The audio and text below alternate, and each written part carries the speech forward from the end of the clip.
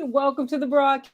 This is Dr. Kesha coming to you for our new episode. This is episode 1 of What's Up, Doc? If you have a question, ask Dr. Kesha. So we do have a question. I don't even want to waste your time. I just want to get right into it. But before we get into it, I do have to do due diligence. Number one, thank you for watching the broadcast. Okay. Thank you for liking the video. Thank you for your participation in this. It is so important that you participate. What say ye? Do you like the questions? Go ahead and tell me what you think about the answers that I'm going to be providing to these relationship questions. Share if you feel inclined. And do not forget the most important thing, subscribe. All right. Subscribe to the channel. All right. So I'm happy. I'm super duper stoked. So let's get into it. This is episode 1. And the first question, y'all, woohoo, I'm excited, is how important is it to date? How important is it to date? That is the question. Now, are you ready for my answer?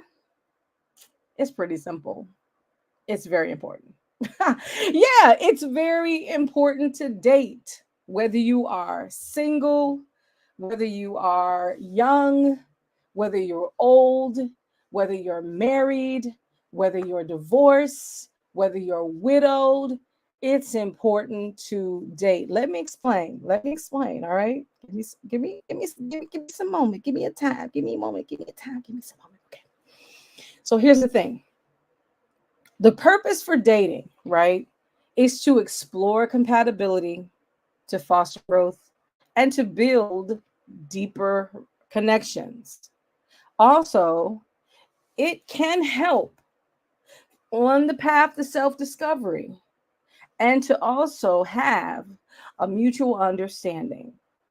It's about finding joy in shared experiences and learning about oneself and others. So it is extremely important. All right. So again, the 5 main points: self-discovery, connection, compatibility, growth, and fun. That's what happens when you're dating the right way. All right. When you're dating the right way. Now, when we're single, and let's say we're trying to find, or we're open to finding someone, or open to getting into a new relationship, there's going to be ups and downs. There's going to be trial and error. That's the whole purpose, is for gathering data. All right. So in that gathering data process, you may discover that the person that you're on a date with is just simply a person that is not compatible. And that's okay. That is completely okay. The experience is still good because it shows you exactly where you are, right? In terms of your self-discovery, what your likes are, what your dislikes are. It should bring clarity to that, so that when you do meet that person that is compatible, you'll be able to clearly identify that that is a potential spouse and a potential partner, because now you know yourself well enough to be able to make the right judgment call concerning companionship. So it's important. So don't feel like, okay, I'm going in and out of these dates. And some things you can kind of do in terms of collecting data before the actual date. But I want to say, just don't allow conversation over the phone, text messages, emails, and other correspondence to be your telltale. Try to get in there and mingle. Try to get in there to mix.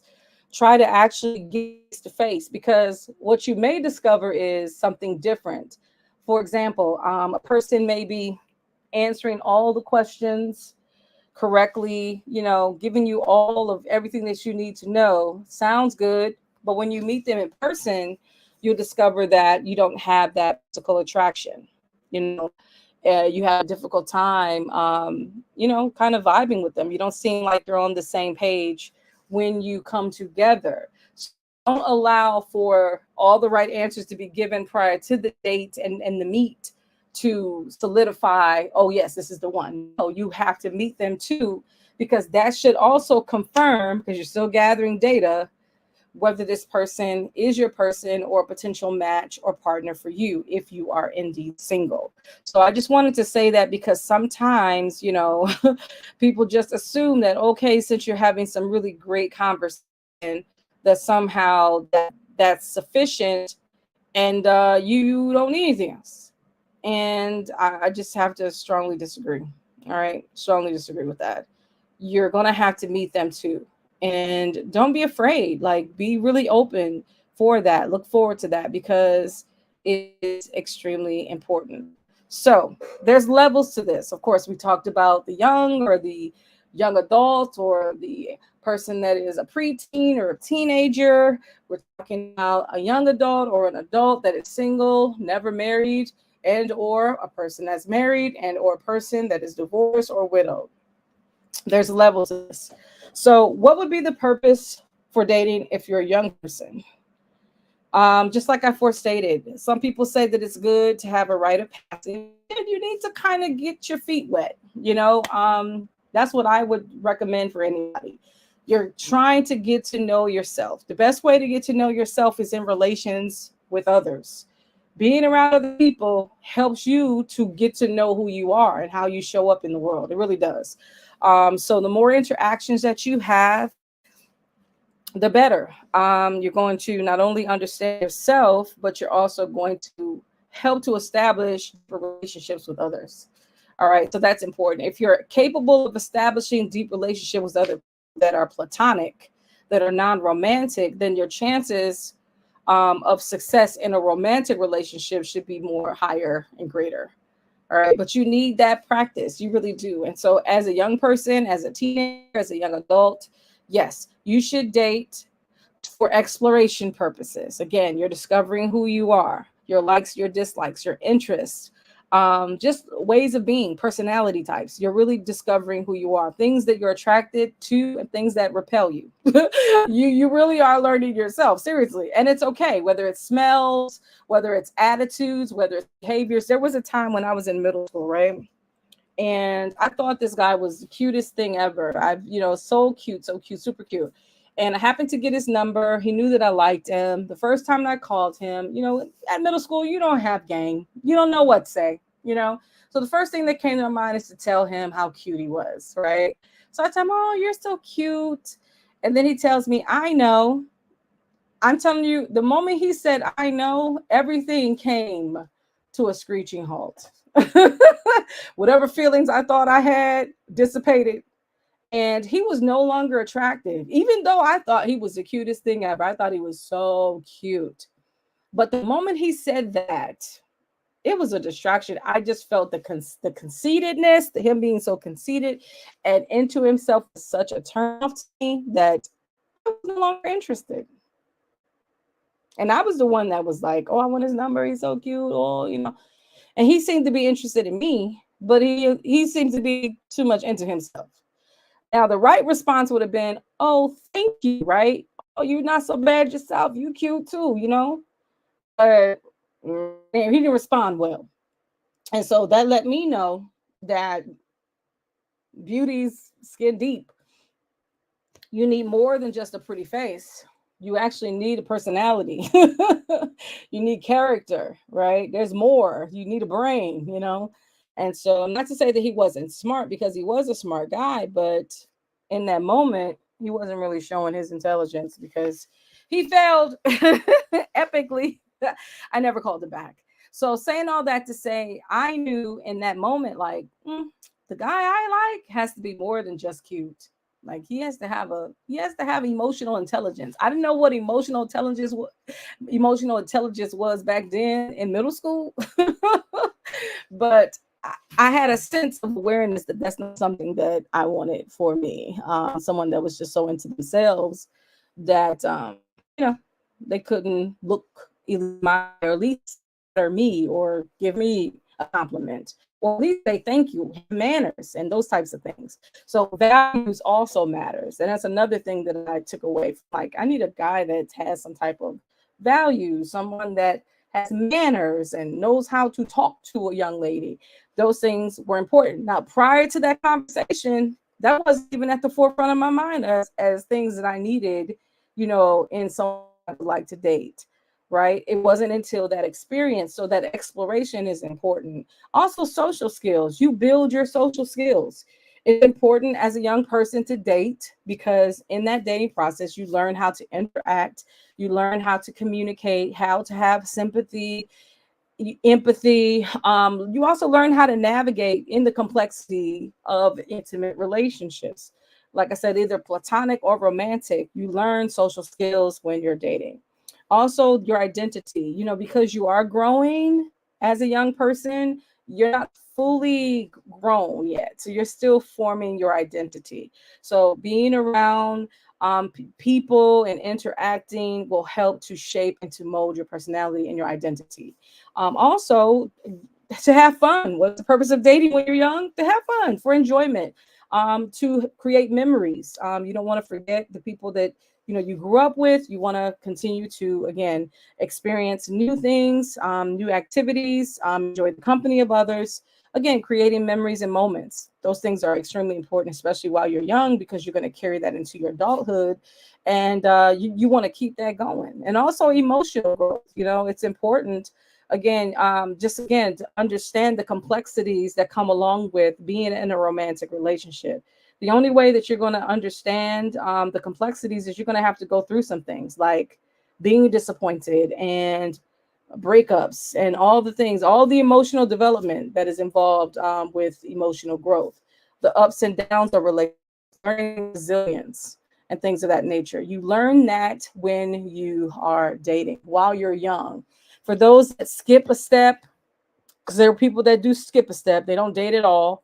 And then when they become adults, especially people that are more in faith-based organizations, people that are in very stricter conservative households, they're afraid of their children, just exploring, because for whatever reason they think that the children are going to go 0 to 60 or 0 to 100 and jump in somebody's bed and give their whole virginity away.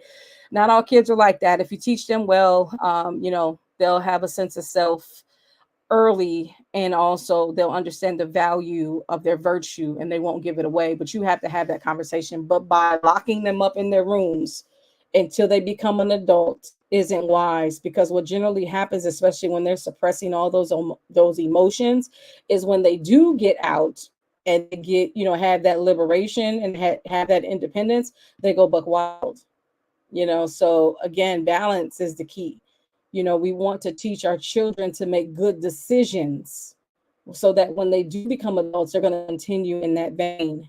If we lock them in their rooms and we won't allow them to explore and even make mistakes, I'm telling you, it's going to be harder when they become adults. So what's the next? The purpose of dating when you're not looking for a relationship. Same thing as it was when you're younger. Self-discovery. Even when you're not looking for a relationship, you still should date. I want to encourage you. Again, we're talking about the importance of dating. Even when you're not looking for anybody. If you're single and I'm not looking for a relationship, Dr. Kesha, I'm cool. You still should date, because it's going to help you to discover yourself. It's going to help you also to understand individuals and to help them explore your likes, dislikes, and all these things in the end for the sake of connection. It's important for us all to have some type of connection with humanity. All right. So that's what you'll experience when you date, even as a person that is not looking to settle down. Also, to just enjoy life. For the experience, it's good. You're creating moments. Again, you're living your life. There's some people that don't do anything unless they're in a relationship. I just feel so bad for them, because I feel like, number one, tomorrow isn't promised.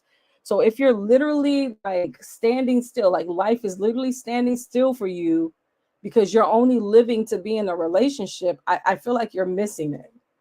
I feel like you should continue to live your life. You should continue to explore. You should continue to enjoy by having, these experiences, these activities, these moments, new activities, interactions with people. You don't have to be in a long-term commitment, but it's okay to say, hey, I went out on a date. It wasn't nothing, too urgent or important, but I did have a good time, or I made it work, or I learned something new about myself or about someone else, for the enjoyment and the experience, for building friendships. Again, this may be just a platonic relationship or maybe a business relationship, but you're building relationships. So that's important. That's what dating does. It gives you an opportunity for you to meet new people with similar interests and values, and you can continue to expand your social circle and build lasting relationships. So not everybody that we date is the partner, is our husband, is our wife, but we can build friendships. We can expand our social circles, because you never know who they may know may be your next connection to in business, or in the nonprofit sector, or in a religious space. You just never know in life. So it's okay to build friendships, to build relationships through the dating tool. All right. Also, learning to communicate. Sometimes in casual dating, it just helps you to build up your vocabulary. It helps you, to communicate and to be comfortable in the space of talking and communicating and kind of discerning. It really helps you with your communication skills. All right. You learn a lot. You learn what people's needs are, what your needs are, what other people's desires are, what your desires are, and also what their boundaries are. Right. And you also learn what your boundaries are. So there's a lot of skills that you learn when you're in a dating situation that is, again, platonic, not serious, not romantic, but you're just going out and just simply exploring life. Also, another thing that you can learn if you're just simply dating, just because you want to mix and mingle, and for just to have a companion and that sort of thing, nothing too serious. It's also the emotional intelligence. You're learning because you need to develop your emotional intelligence. You're exploring other people's emotions, and because they're articulating or showing something that you should be gauging, all right, through emotional situations and responses. You'll be surprised all the things that can happen in a dating situation. Whether it's, the waiter, you may be out to eat, and the waiter comes and gives you your wrong order. There's hair in your food, or let's say the sat you down and the waiter didn't come back until 30 minutes later, or anything, or the waiter or the waitress spilled water in your lap. There's so much that you can learn from those experiences, which will then either highlight that there's some high IQ or EQ there, or low EQ. And so by the way that they manage their emotions in these situations and in these responses. So you wouldn't be able to know those things if you are not in a situation where some things can occur. If everything is so controlled and your environment is controlled, at home, the environment is controlled. You do what you want to do. You sleep when you want to sleep. You go where you want to go. You eat what you want to eat, whatever, right? That's your world. But when you go in the outside world and you're intermingling with other people, it's not as controlled. So in that way, there's some development that does happen. You can improve on your empathy, improve on understanding, and also with regulation of your emotions. It's not the time, it's not the place for everything, right? So you're going to learn that when you're engaged in a dating situation that is either platonic, or either, you're just simply dating casually, but you're not looking for something in particular. You can still learn a lot through dating. Another purpose and why it's important to date, especially for a believer. And what's interesting about believers, because again, depending on what sector of Christianity you're a part of, if you're a part of a more of a conservative sector that says that, you can't just be dating randomly, you're dating with a purpose. And I believe that you should date with a purpose, even if the purpose is, I don't want to be in a relationship. That's still purposeful. You know what I mean? But in these sects of a Christian mindset, is more like, I'm dating to find a wife, right? Or I'm dating to be found by my husband, that perspective. And so with that being said, they really are picky with who they select to be around. And generally, if there's no prospects, they don't date. And so to me, that's not necessarily good, because they're not building up those skills and things that I indicated earlier, like in your youth, why it's important to date, and even in your singleness when you're not looking for anything serious. They're not gathering data or exploring or learning themselves. So if they're just holding off until they're waiting for the right person, then they're going to be underdeveloped in a lot of areas. So generally, when people of faith date, they're dating to find a life partner, and also for spiritual growth. That's why it's important for fellowship and for partnership. and also for preparation of marriage. All those things are great. All those things are good. But I say, especially for the fellowship and partnership, I want to encourage people that are of faith and you have a strong sense of faith and you're really conservative. I should get out there and fellowship more, because the fellowship is important. Even if you don't have someone that you're considering right now for a partner, you still should get out and fellowship and try to establish partnerships that are non-sexual, non-romantic, because that's going to help with all those other skills that we mentioned in prior to. So just don't date to find a partner. Be open to fellowship and partnership. And then if you happen to meet someone that meet the criteria for a life partner, then you can begin to take it serious, and then be very intentional with how you go about your dating process. Another part is dating after a divorce. Now, I'm a divorcee. I'm a person that was married over 10 years or so and got a divorce, close to 12. I believe it was 12 years in total. I was legally married and then I got a divorce. So get back out there was challenging. Okay. Of course, when you're coming out of a marital situation and it didn't work out, you're usually not so quick to jump back into the dating pool.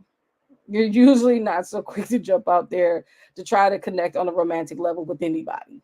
Let's just be honest. You're not, because you're still healing, and that's okay. Now, some people feel like I'm just going to do it for companionship. I'm just going to do it, for interaction and for fellowship. And that's cool. Some people, they need time and space just to be alone, to try to figure out who they are. So I would say a person that is, more recently divorced and, or, you haven't dated seriously since your divorce, I say take the time to date yourself. That's what I would say. I say that if you do happen to get into the dating pool, then you're going to have to rediscover yourself first. That's what I would say, because it really is about healing. And in your self-discovery or rediscovery of yourself, because people change, after your divorce, you're a quite different person that you were before getting into that marriage. You're a different person. So you need to explore all that. So dating oneself becomes crucial. So you're going back to, I don't want to say square one, but you're going back to what it was and how it was before you had got married. You're dating for exploration. You're also dating for fellowship, and you're getting to know yourself and all the things, right? So that's pretty much what you're doing. And if you happen to meet someone special, kudos to you. And then you go back to that now, dating with a purpose, all right, to find a partner. And it's almost like the same concepts of all the other things that we pointed out when you're dating with a purpose, right? Which is to find a life partner. Now, generally, if you're in college and you're dating, generally you kind of date people that have very similar interests. Most people are, opposites do attract, but for the most part, you're dating people that are in your circles and that sort of thing. And so you have to keep in mind that it serves the dating, the purpose for dating serves as a tool for emotional and interpersonal learning. Because again, you're still growing as a person, though you may be in college, and let's say you're a young adult in college and you're not necessarily like a full adult and just going back to, for a different skill set or for more money on your job, or you're pivoting in your career. But let's say you're a young adult and you're in college and you're dating. It's the same concepts that we've mentioned before. You're finding yourself. And it just helps you to fully understand what your personal values are, your core values are, your interests, and really what you're looking for in a partner. I really do feel like that it will make and break. Having a conversation with my son, who is a college student, just intrigues me because he's very intentional about his interactions with people. He does meet a lot of people while in school or at church at the age that he's in. He's 20 years old. And so just hearing him talk and his perspective of how he approaches the dating world and romantic, dating, that situation, it shows me how mature he is and how emotional intelligent he has become over the years. So I'm proud to know that, yes, he does have very strong personal core values, and in his choosing, he leads with that. And so that's important as well. Don't compromise your core values even while dating. I know you want to have fun, but there are boundaries, and we talked about that briefly. So just consider those things when you're dating, even while, because again, you may meet somebody and your values may not be the same. Another thing that you can learn is balance while you're dating in college, learning to balance the academia and the extracurricular, and learning how to juggle, right? Oh, my studies, oh, I got to go study, or or you have a job on campus, or maybe a job off campus. And so now you're learning kind of work balance, work and personal balance. You're learning that while you're in school. So that's a really good thing that you'll learn while dating. Okay, well, yeah, I would love to go out with you, but I have a class, or I would love to go out with you, but I have a study, engagement, or I would love to go out with you, but there's an event that I have to attend to, da da da. So again, creating balance. And then there's some people that opt not to date while they're in college because they know that they're not ready to settle down. So they don't even want to put themselves in a position, you know what I mean, to even be tempted. But again, some people can balance it and say, hey, I like you, but this is a priority for me. So as long as you respect my grind, it's cool. We can continue to date, have some good time, create some memories, all that jazz. As long as you respect my workload, I'm gonna respect you and you can move forward. But not everybody can respect that. So that's why you really do have to understand what your personal values are when deciding to date while you're in school. Another thing is, again, you're forming connections, and these things can lead beyond, college into the workforce and et cetera. These bonds, these lifelong bonds that you're establishing, these friendships that you're establishing, even down to even the social aspect and different people that you're interacting with. You could be creating lifelong bonds with these people. And that's what dating is. It doesn't necessarily have to be romantic, like I forestated. These people, may be your friends even after you graduate, and people that you may decide to still stay connected to or keep in touch with, as well as the emotional part. Because again, young love is very sensitive. There's a lot of breaking up, there's a lot of fights and disagreements, and learning how to navigate in those spaces. How do I fight? Do I fight fair? Do I fight below the belt? Do I call names? Like, how do I manage, conflict and all these things? You learn all that stuff. Now, here's another one for online dating. And the purpose is the same, but here are some of the things that are nuanced in the digital age of dating. One thing is you can connect with people on a deep level through online dating. Okay. You can. That's something that is extremely possible. Now, if you would have asked me 10 years ago, I would have been like, absolutely not. But it is possible. It is possible for you to get into a relationship and fall deep into love with just an online connection. Okay. So, with that being said, if your love language is quality time, you can spend quality time online. You don't have to spend quality time right next to the person.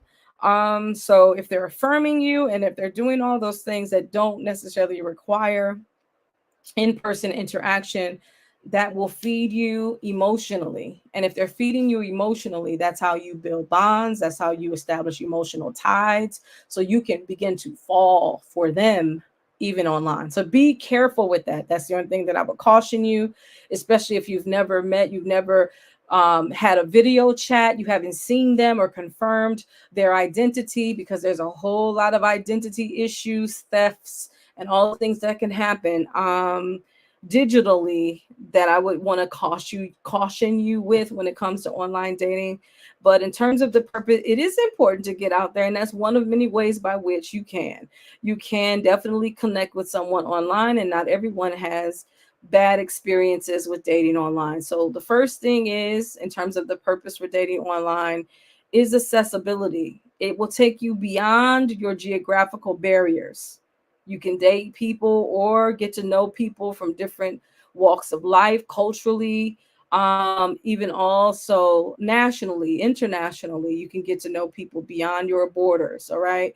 You can meet people from different cities, countries, continents, and etc. So this is exciting. But again, like I said, the lack of access can be an opportunity where you can really get to know someone, without having all the other temptations like the physical sex and all that other stuff.